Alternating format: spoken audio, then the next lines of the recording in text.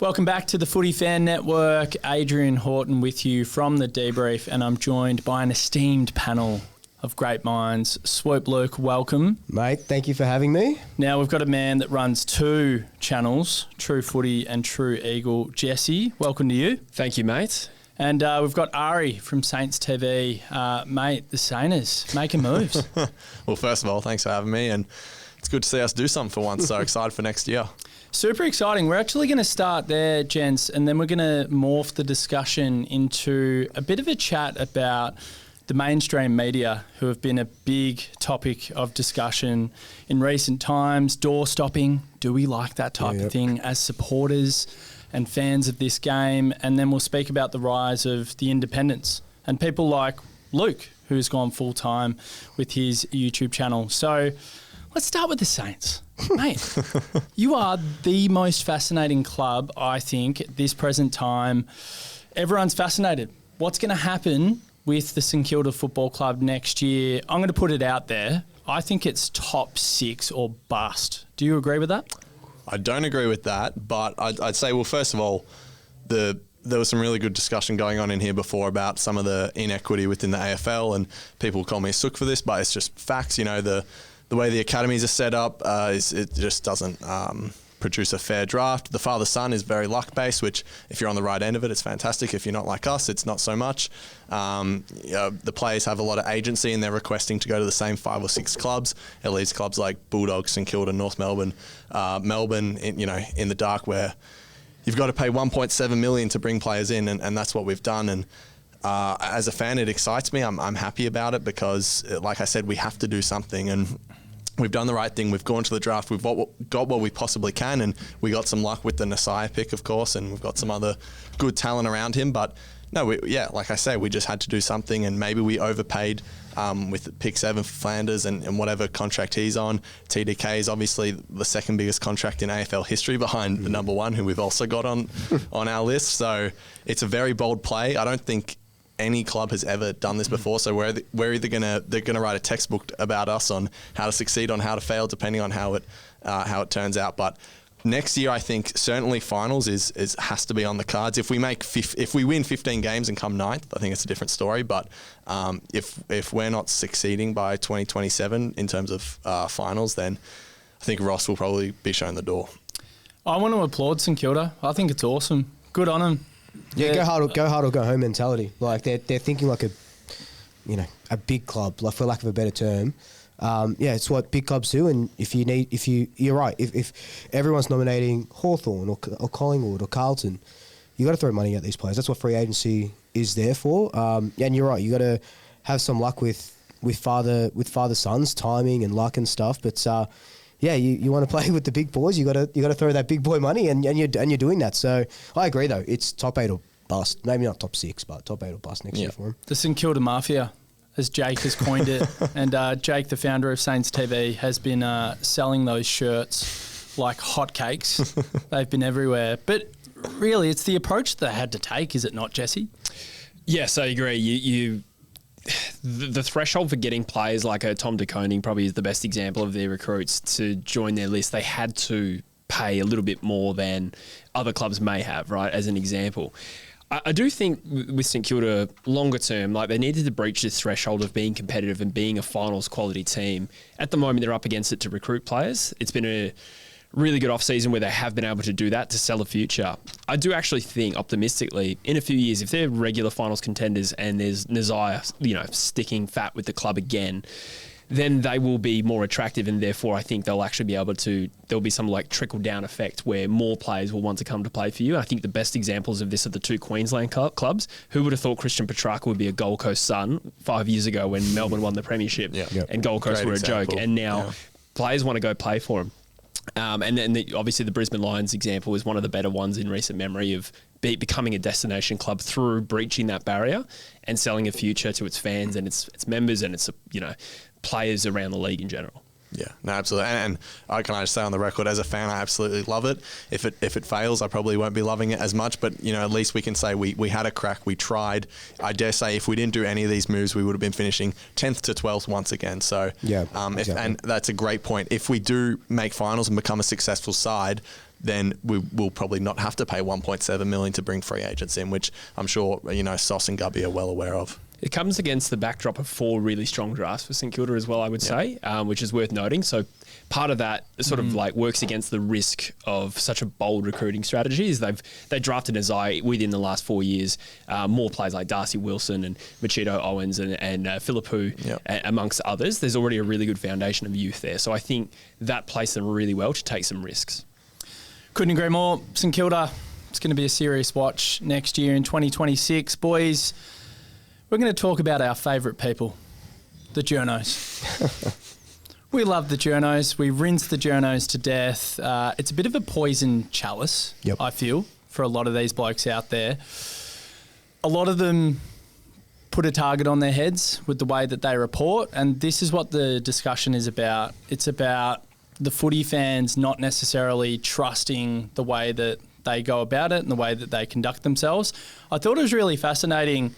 I can't remember where I was driving, but I was listening to SEN with Gary and Tim, and Mike Sheen was on with them, and he was talking about Mitch Cleary and how Mitch Cleary went out and effectively door-stopped Clayton Oliver when the news broke that he wouldn't have a role at Melbourne. And, I mean, he had a role. He just didn't like the role and obviously spat the dummy, and he's no longer with the football club. But Mitch Cleary was out there, and I think Mitch Cleary actually said that it was coincidental. He was there, regardless of the fact that if it was coincidental or not, it doesn't really matter. We all saw what happened, and Mike Sheen was vehemently sticking up for him, just saying that at the end of the day, he was just doing his job. Yep. Where do you sit with it, Swoop? I think there is a sort of fine line, but like, yeah, he's a journo, and that's what footy journos do. Like, I think the best comparison is a journo like Mitch Cleary, or I know Tom Morris doesn't really do them too often, but like Mitch Cleary doing those sort of, quote unquote doorstops. But then the news reporter with Ginnivan in the Adelaide airport, very different. That wasn't real. I feel like it was just, I guess, different in the sense that Ginnivan wasn't like it was up for trade or anything. It was just something that happened in the game. Mitch Cleary a bit different because it was trade period, I feel. But look, I guess they're doing their job. They still have to be respected as well. Like no matter what job you do, you could be serving burgers at Macca's or waiting tables, or you could be the CEO. You don't want to get yelled at or sworn at, whatever you do. Like if I was doing a fan cam, I wouldn't want people swearing at me, even though that's, my job is to listen to them. They probably have sworn at you. Yeah, 100%. I've had Carlton supporters do worse, but it's but like you have to respect it. Like you have to have big cojones, whoever you are, to go up and doorstop just anyone. Yeah. I personally wouldn't do it, but that's the nature. Everyone wants news. We live in a 24/7 AFL media cycle. I'm not going to get into trade radio because everyone's been talking about it, but like it's 24/7, and you need the AFL and the supporters. They love it. It's a double-edged sword. I think the funny thing for me is I did a journalism degree, and one of the things that put me off being a traditional journalist was literally doing a door-stopping unit of sorts. Yeah. Teaching people, you've got to go out, get the story. Yeah. Get aggressive in a healthy sense. Go and chase it. Have that hunger and that appetite, because that's what they're trying to do, right? They're trying to serve news for the citizens. It really turned me off it. Like it really, really turned me off it. And so I have mixed emotions with it. It's funny for me. I feel like we categorise door stopping. Like to your point, I thought the Ginnivan one was way over the top. Yeah, yep. I thought Mitch Cleary was probably just there. I think it was the reaction of Clayton Oliver. 100%, yeah. Like in hindsight, I think at the time, because I thought, maybe Clayton Oliver will come back to the Melbourne Football Club. And maybe I stood up for him at the time. I've had a bit of time to reflect on it after what Mike Sheen said, and I'm like, well, hang on, it wasn't that bad. Like, if Mitch Cleary's waving a camera reporter to get closer to Clayton Oliver, it's not the worst thing in the world, is it? Yeah, and then I think in that same section, didn't he do the same thing with Bailey Humphrey? And Humphrey was like super chill about it. So it's just like it's the player's responsibility as well to. But we know what Oliver is. I don't know him personally, but from the even the van doorstop. Where he was getting into the van, so like I guess that's just his personality. Like, Sure. But then you look at Humphrey and it's totally different. But the players should know. Like, you're gonna have journos wherever you go. And like, can I just say, as someone as well with a journalism degree, so maybe I'm biased on this issue, but And both didn't end up journalists. it's true. But I feel it comes with the territory of being an AFL player. Yep. The same with a lot of things. Like there was another discussion previously about being, traded without consent almost. And while these players aren't earning NBA or NFL money, I just think if you want to play AFL, like I know me as a kid, it would have been my dream. If someone gave me an AFL contract right now, I would sign it, no doubt, whether I had to go play in Perth or Gold Coast, wherever it was. So similar to that, I just think this comes with the territory. If journos are going to doorstop to you, certainly there's got to be some boundaries in place. And that Jack Ginnivan one, I think that journo's entitled to that. She looks like a bit of a clown and was a bit ridiculed, maybe rightfully so for that. But I just feel it comes with the territory. Mitch Cleary, I don't think was out of line probably in either of those. Like you said, it's probably more the Clayton Oliver reaction that sparked the discussion around it. And then we've got Bailey Smith, Jesse, and the photographer, which is another really interesting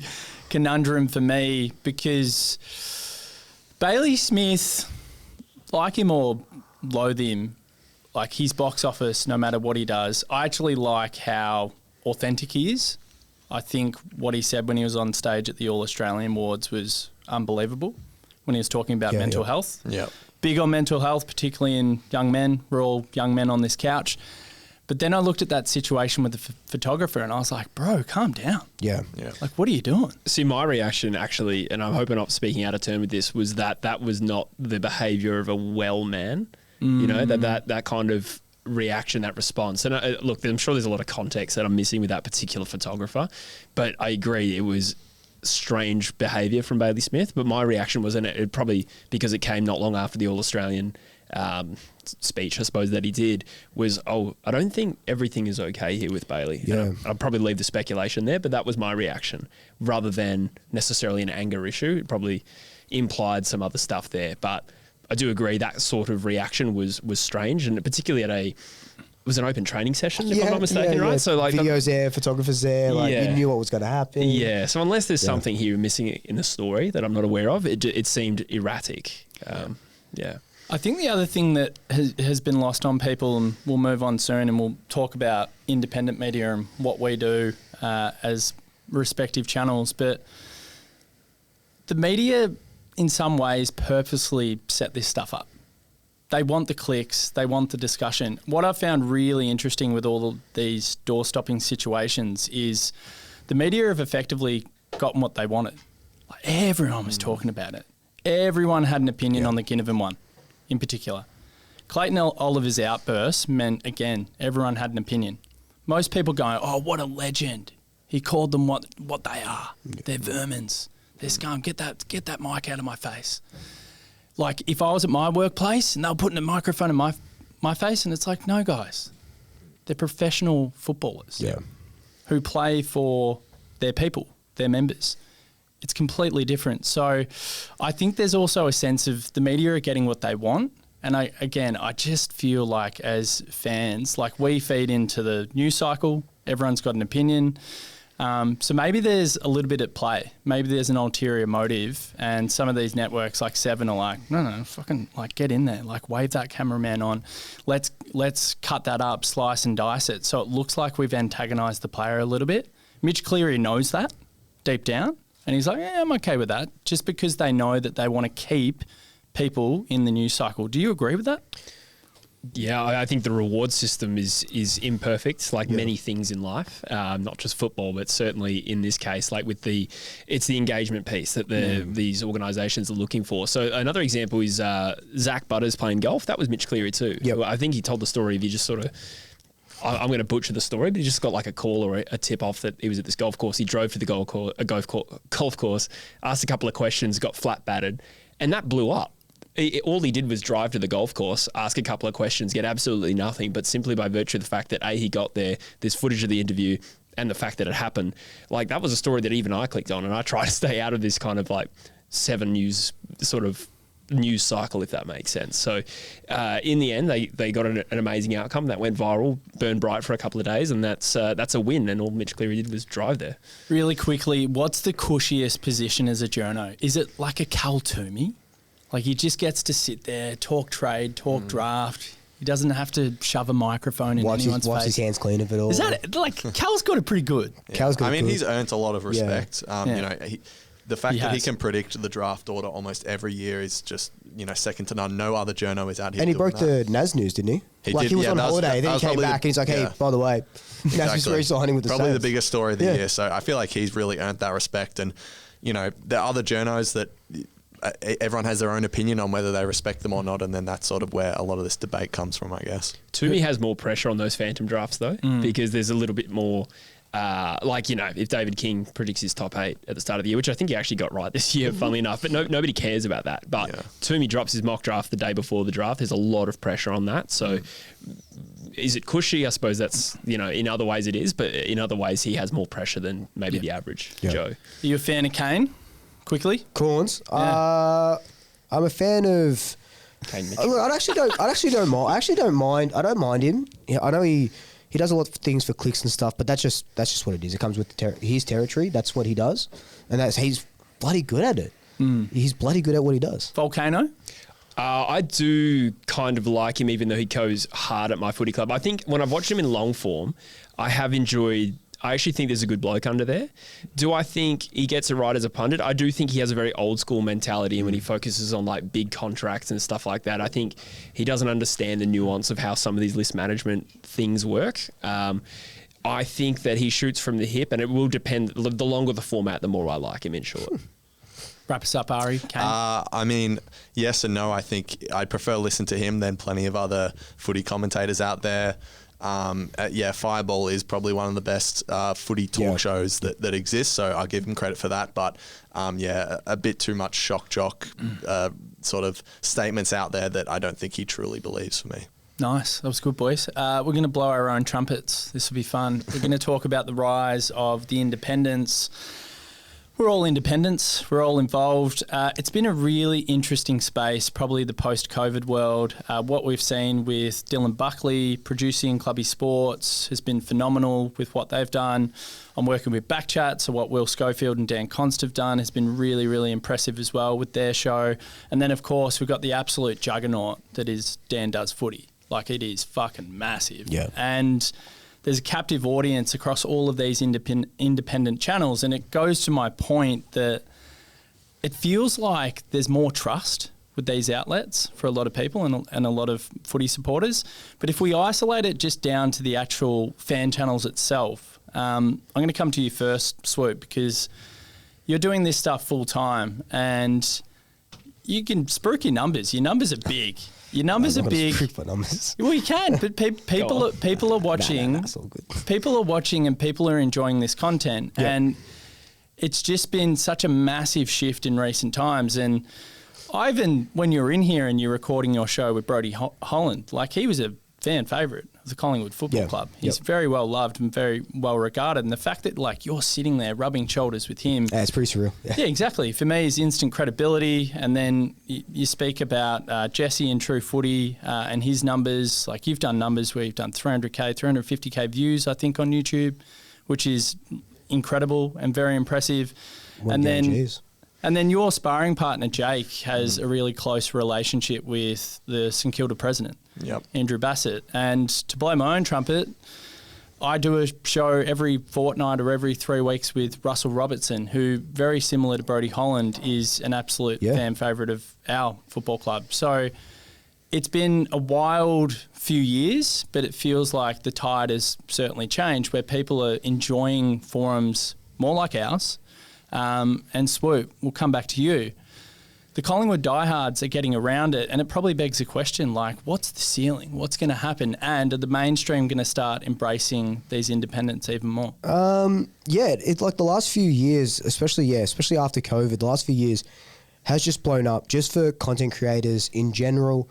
You know, the rise of TikTok, the rise of like Instagram Reels and just Instagram in general, short form content. YouTube, you know, I do YouTube and stuff like that, but people are on their phones all the time, and the mainstream media have sort of caught on to that. So that's why, we were just talking about Kane a second ago. That's why he says he has a 3-hour show, says something for 5 seconds, and it blows up. Like it's just people want that content, that consumable content. But I think if you sort of narrow it down as well, when you're doing, because I'm just focused on the pies, you try your best to filter everything that's coming from everyone, from your journos, from your sevens, from SEN, and you filter it down. And, at the end of the day, we're just all football supporters. We don't work for the club. We're not answering to anyone but ourselves. We do the content that we want to do and that people resonate with. We just come at it from from a fan's perspective, because that's, at the end of the day, that's what we are. Like David King can talk about, or whoever can talk about Collingwood's form and all this sort of stuff, but they're also looking at 17 other teams as well. So they're not giving Collingwood or whoever, West Coast or whoever, 100% of their time. I'm giving 100% of my time just to Collingwood. Like I couldn't name more than 6 players. No offense, I couldn't name more than 6 players on West Coast team, just because I don't follow any other team as much as I do the Pies. Couldn't do it with North. Couldn't do it with Richmond. Like, you know what I mean? Like the point I'm trying to make is like I'm just so tuned in to everything that Collingwood are doing, and it just makes it more genuine than someone else outside. Like Kane today was like, Collingwood are in dire straits, they're in trouble. It's like, well, not really. Like, outside looking in, sure. But, I think that's what people really, really resonate with. And I think that's why football content creators are very much on the rise. And yeah, I hope mainstream sort of pick us up, because we know what we're doing. You could be doing a show with Kano before you know it. I genuinely believe that people want to be insular as well. They want to just focus on their footy team. Yeah, 100%. They want to listen to a forum and embrace a forum of like-minded people. We all go through the same shit. We all see the game in a similar way.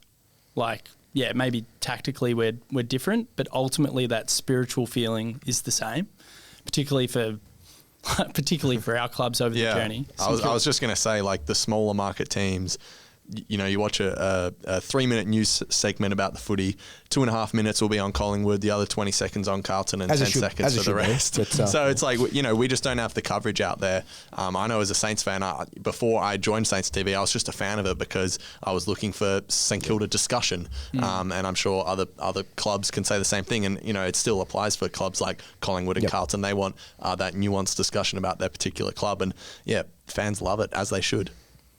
I was just going to say as well, the EJ Witten, the Legends game, Prime Train's running around, Dan Gorringe is running around, Dylan Buckley, like it blew up. They're bringing people through the gates. You've got guys like Caden McDonald, who's involved in the Footy Fan Network and has a huge YouTube channel, and he puts out some incredible content. You've got guys like the Marmalade Boys as well.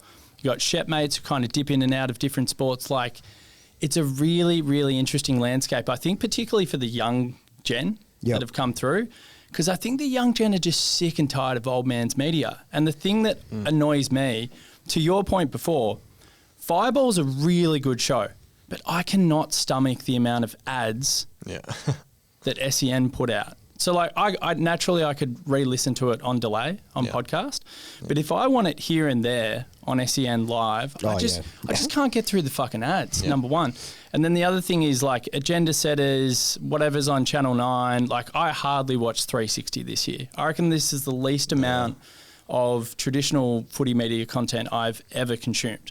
Like, I would rather go and watch these YouTubers. No Slobbo, he wasn't on there. I missed him.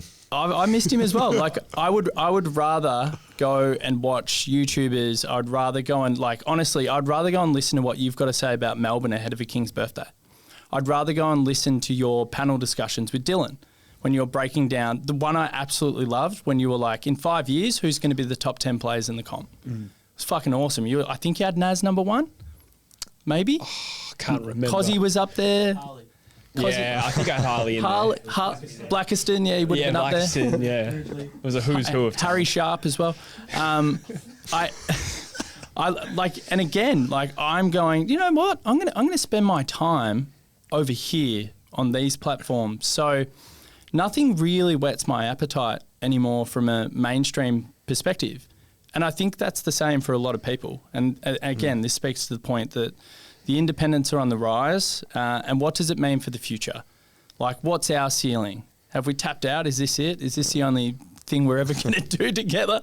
Does this go anywhere? Like, how do you see it all kind of unraveling in the next few years? Yeah, it's hard to say. I am very fortuitous to be a West Coast fan who, you know, as far as membership bases go, it's one of the biggest clubs in the league. And yet in 2024, when I started the channel, as far as I'm aware, no one had really started a West Coast channel and then maybe spent more than a few months on it. Respectfully, I just may not be aware of them, but it's sort of a case of right place, right time, and there's a huge untapped potential in terms of the market. And I think True Eagle's on about 5,000 subscribers right now. There's a membership base of 100,000 right there. So in terms of my potential there, I mean, it's quite large. Obviously, I've got to go out and get it. But an interesting experience for me was coming back from the UK, because I was in the UK when I started that channel, and I moved back to Perth at the start of the year and went to round one.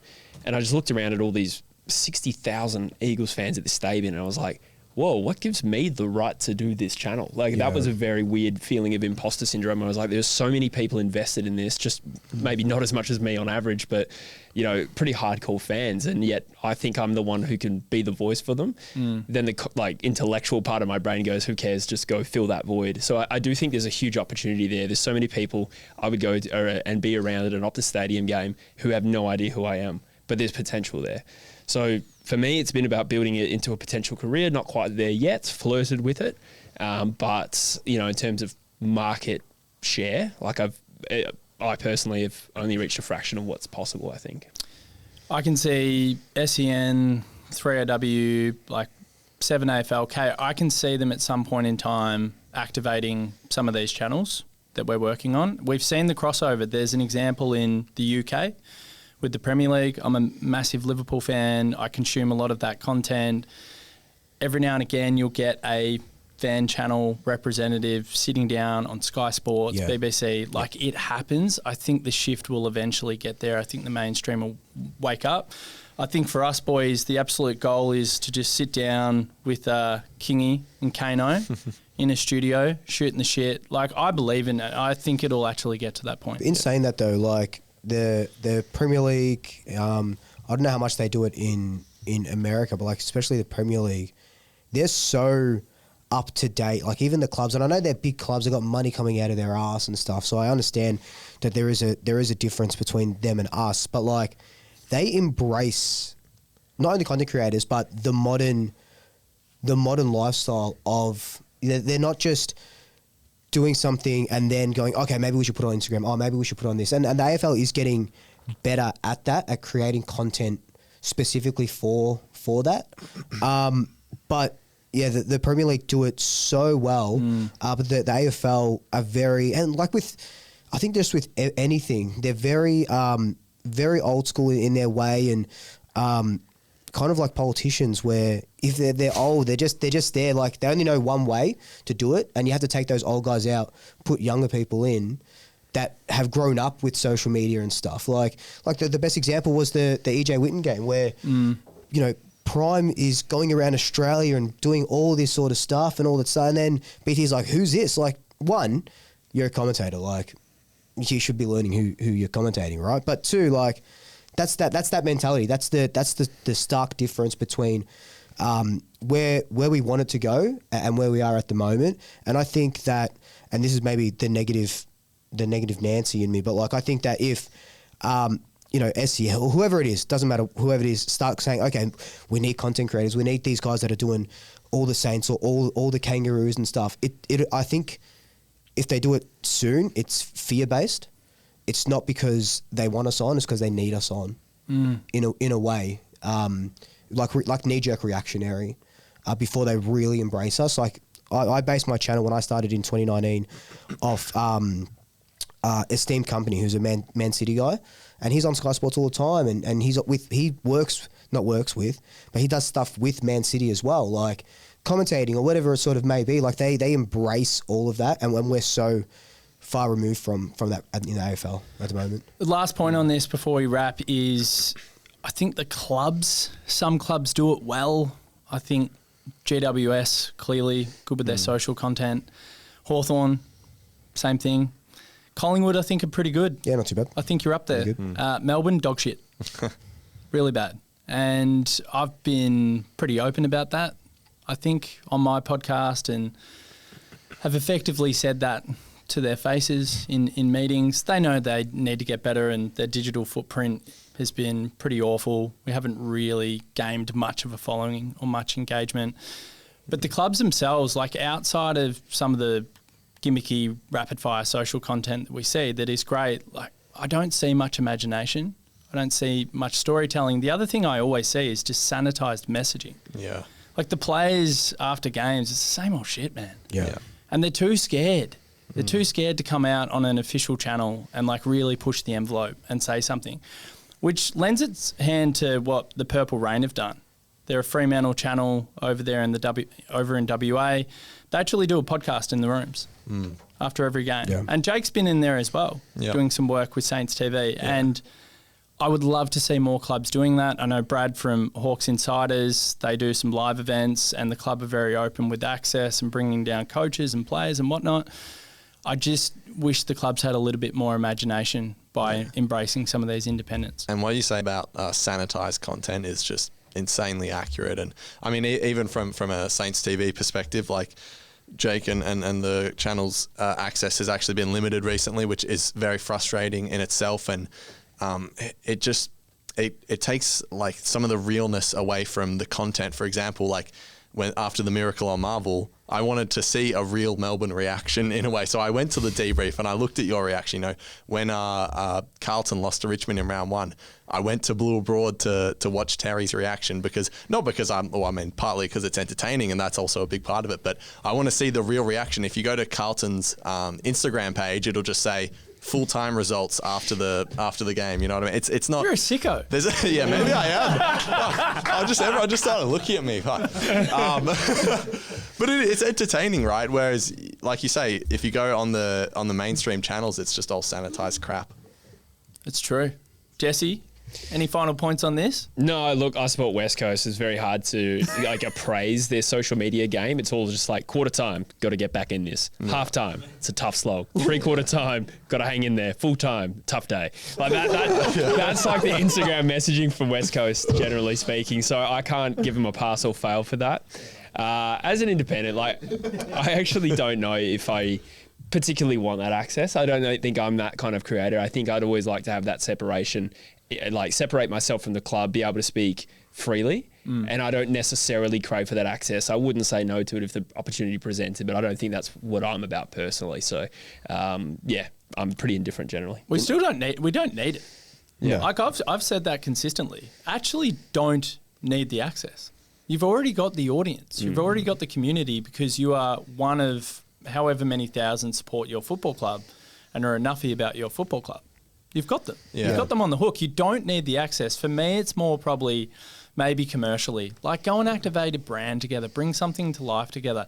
Help try and leverage and fund another community that has your key stakeholders. But you can't lie. Yeah, you definitely don't need it. I 100% agree with that. But it's a win-win for both parties. Sure. It enhances the content, and it's baffling to me that clubs don't do it. I didn't actually know about that Freo one you mentioned. That's fantastic. It's awesome. But if you were getting, Max Gawn on your podcast, imagine that it's not all about the views, but that would be great content. It'd be good to see someone from outside the club, outside the mainstream media, actually interview him. From a Saints perspective, I'd love to watch Jake or even myself interview Ross Lyon or something and get some real questions and hopefully some real answers. So I don't see why that's not a win-win for the clubs. They can look over the footage before it gets posted if they really want. But yeah, it's certainly baffling to me. Good discussion, boys. We're going to wrap up with this one. So very, very, very early season predictions, ladder predictions. Jesus Christ. Just a quick one. Just 18 teams. Put them in. No, we're not going to do them all. 18 teams. Yeah, do all the clubs. All the clubs Wins, right losses. now. We're going to go around and we're basically just going to say where each of our respective clubs are going to finish. I'm going to start first. I'm going to kick it off. Oh, well, it's certainly above Essendon. I've got St Kilda in 5th. Wow. Yeah. How does that feel? Yeah, it feels all right. I'd prefer to see it in real life. Who than do you just want in your eighth? prediction. Who do you want in eighth? Who would be your ideal? In eighth? Yeah, well, Yeah, the team you're prelim taking on. final. Who would you want in eighth? Carlton. Oh, to play in a final. Got you. Well, West Coast, I guess. How did that game go this year? They'd be good. How did that game go That's this true. year? That's true. I'll take that back. Yeah. I don't know, North or Richmond. Yeah, no, so I just dug You should myself have a hole gone there. Fremantle. Yeah. That's like the one thing we have over them. The greatest elimination final margin of all time. St Kilda win by 120 points. No offence, Jesse. I've some got taken. Melbourne in 10th, Collingwood in 11th. Oh, fuck off, Adrian. Jesus Christ. We got all this way 11. through. 11. And I've got West please. Coast in 18th. Can you justify that? What do you mean? You got Collingwood got nothing. beneath. You got Collingwood beneath Melbourne. You just said before we got on air, you're like, oh man, I hate debates. Like I just can't do it. Now let's have a debate it's right just an now. opinion. No, tell me, why do you have us one below you? I We just made think- I we made a think- I prelim. You think lose you're- I Petrarca. think Hang on. you- You lose Petrarca and Oliver. You lose Petrarca. You lose Oliver. You bring in a 32-year-old Myercheck. Yeah. Why do you have us? What does that I have don't to care do about with 11th. You just have us below Melbourne. We just need minor tweaks to our game plan. And we've got a guy that's Same. no nonsense, and we lost 7 games by under 2 goals. But we just made a prelim. Yeah, you finished guys are third. about to fall off a cliff. Yeah, but they're going to make What do you tweaks. mean, Cliff? You're about to fall off a cliff. Well, how so? The cliff. How so? It's been coming. It's been coming They've been for a saying while. that for 3 years. No, I know, and it's here. It's arrived. That's it. $500 bet. We'll finish. I don't bet. We'll finish above. We'll finish above I Melbourne. don't bet. I don't bet. A slab. A slab. These can't be big tweaks. It's a $500 slab, by the way. Sure. $500 slab. Chardonnays. Your turn. Melbourne 17th. Be honest. Melbourne. I probably would have had Melbourne 10th. Pies 5th. Eagles. Go on. 17th. Who's 18? That's a win for the club. Saints 9th. Who's 18th? Kangaroos. Ooh. Saints 9th. Yep. On 15 wins, yeah. Yeah. Jesus. Jesse, your turn. All right. D's 15th. Clearly better than the bottom 3, but embracing a rebuild. Collingwood. Oh, this is off the cuff, but I reckon 9th. Yep. I'll take I'll that. just slide out. You St Kilda. after what you said to me. I'll take that. You just would finish below Melbourne. Yeah. You were acting like mate, you were you going to finish may as well top just 4 spit again. on my face. You're like, Like, can't believe you said we're going to finish 11th. Yeah, You just- below Melbourne. I love 9th. Thank you, man. Yeah, you're welcome. Appreciate Yeah, that. Thank you anytime. so Yeah. much. Thanks for 17th. Hey, no Come on, worries. we all know the difference between 11th and 9th. No one has ever liked 9th, by the way. Look at him. He's like, oh, thanks. Thanks for 9th, bro. What the fuck? Unpopular opinion. I think it's going to take St Kilda 2 years to bridge the gap between where they are and the rest of the comp, or the top teams of the comp. There was a big gap.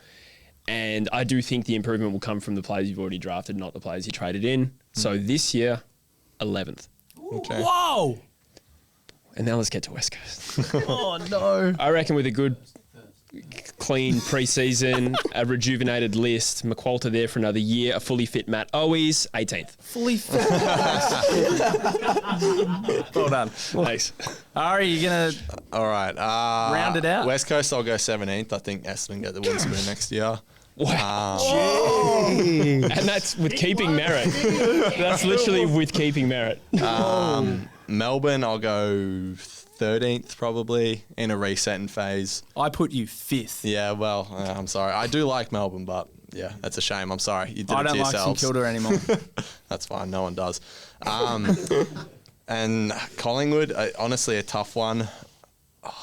If you didn't have Tim Membry, I would have said 16th. But because the boy. great man is still wearing the Pies colours, I'll put you No, I think in 8th. Yep. Yeah. Take it.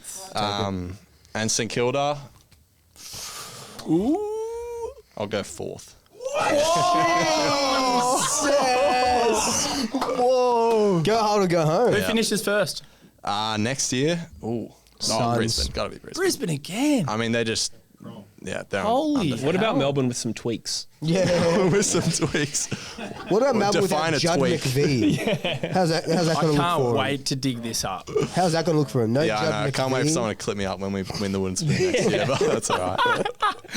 Boys, that was awesome. Thoroughly enjoyed it. Some great deep discussions about journos, the independents, and a nice little battle between Swoopy and I at the end there. That was good stuff. That's what you wanted. I know this is what you wanted. $500. Oh, like we just, spent 35 minutes. I just reeled you in I know, right at the I know. end.